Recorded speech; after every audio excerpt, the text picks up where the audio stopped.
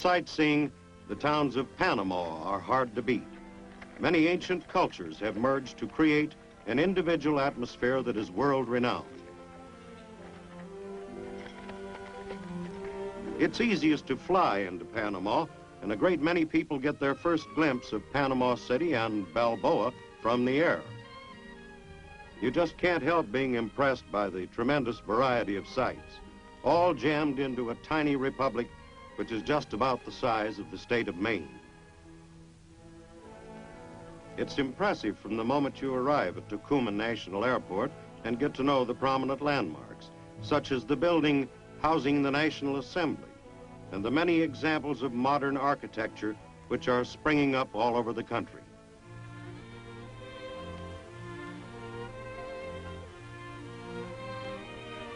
The homes are up to date and comfortable. The National Theater has been the scene of much intense comedy and drama. The works of the greatest playwrights have been performed here.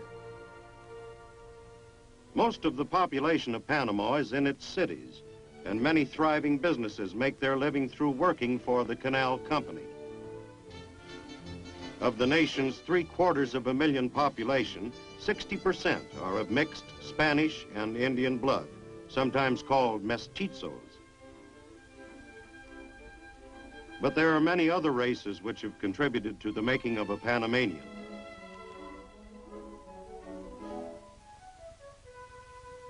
The national lottery plays a big role in the lives of those who hope for a quick change of fortune.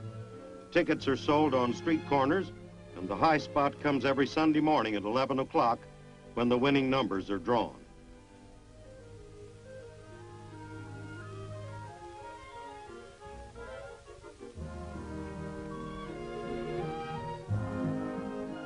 The streets are normally bustling with activity, but from 12 to 2 each afternoon, it's difficult to find a soul. It's siesta time. Panama's Republican government is a half-century old. Once a part of the country of Colombia, the country has been turned by an accident of geography into one of the Western world's most critical defense areas. An independent republic was set up in 1903 when Colombia refused to ratify a treaty permitting the United States to build a canal across the isthmus. The current government is elected and consists of a legislature, a judiciary, and an executive.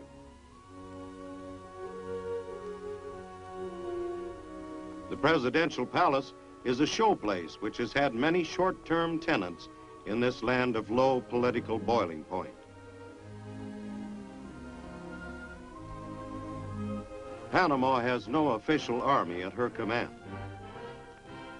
A police force numbering about 2,500 maintains watch over the citizenry.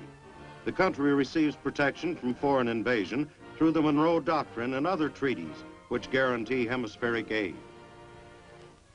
The new university near Panama City is an impressive series of structures, all built in the modern vein.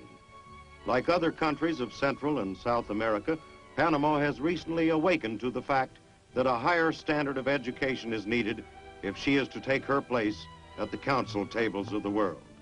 The functional and streamlined look of these university buildings mirrors the forward approach Panama is taking toward the entire subject of education.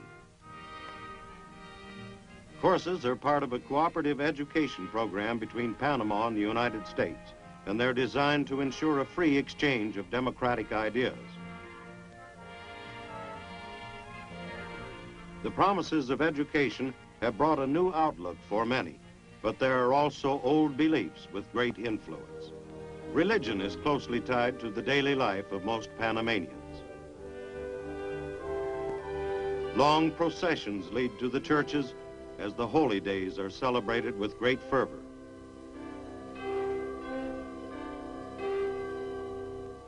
The architecture of many places of worship shows the influence of early European settlers. Ruins of the Church of San Domingo recall the exploits of the buccaneer Sir Henry Morgan, who sacked Panama City in 1671, and who carried away much of the treasures which had come over the King's Bridge from Peru for shipment to Spain. Yes, there are plenty of relics of historic Panama which link the people to 15th and 16th century Spain when the conquistadors discovered the isthmus and left their imprint on the land and its people. This monument is to the explorer Balboa, who in the year 1513 became the first European to gaze upon the Western Ocean, which was later called the Pacific.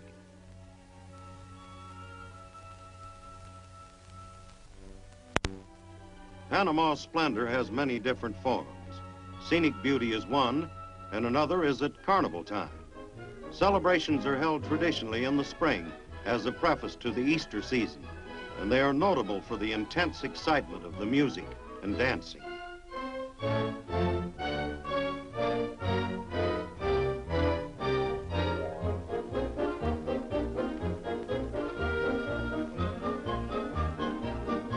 The beat of the bongo drums throbs through the city during the days and far into the night at fiesta time. Nightclubs are another source of entertainment, and the bill of fare is just about the same caliber as one can find in any large city back in the States.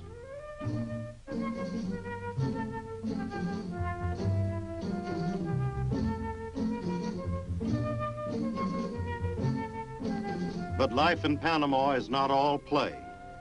Though industrial activity is somewhat limited because most natural resources are in the interior and hard to get at, Panamanians are making a big effort to expand manufacturing capacity.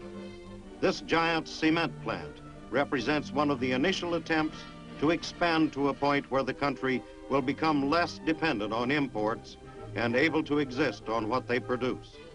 Panama depends on the United States for much of its subsistence. It is important to our government that the Central American republics have a healthy economy and the vigor to resist the plague of communist infiltration in the Western Hemisphere. Workers in the cities are gradually learning to operate the complicated machinery of modern manufacturing plants.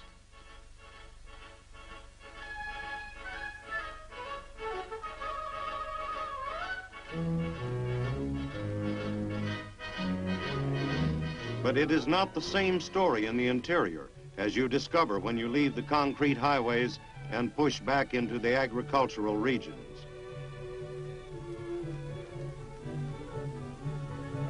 Bananas are the principal crop and form the backbone of the export trade.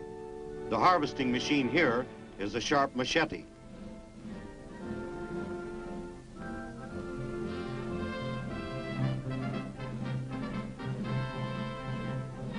One slash and the fruit is off the tree and taken to be washed.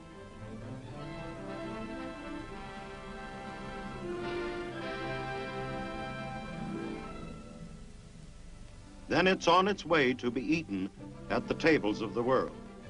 The yellow fruit is Panama's top item of her export list.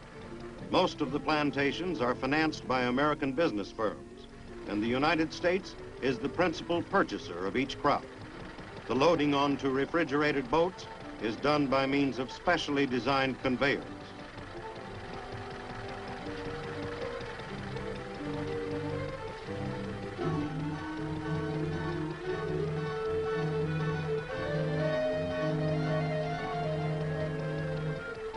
But bananas are not the only source of revenue. There's a small gold trade, and some attempt is made to dig out other minerals. One other natural resource is the alligator. The skins of the big reptiles are used in the manufacture of many kinds of articles.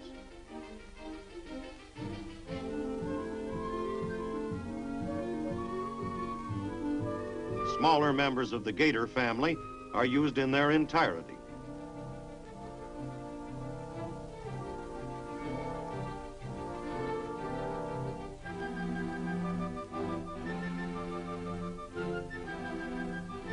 After processing is completed, the skin of the young alligator has been transformed into an attractive handbag, which is sold all over the world. Among Panama's many interesting peoples are the Montunos, whose villages are in the interior. They are a shy, industrious, yet friendly group. The men use their machetes for just about everything.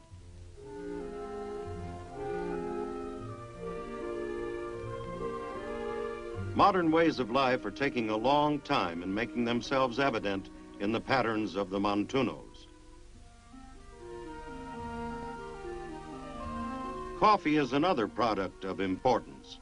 The stubby trees cling to the slopes of volcanic peaks which divide the isthmus.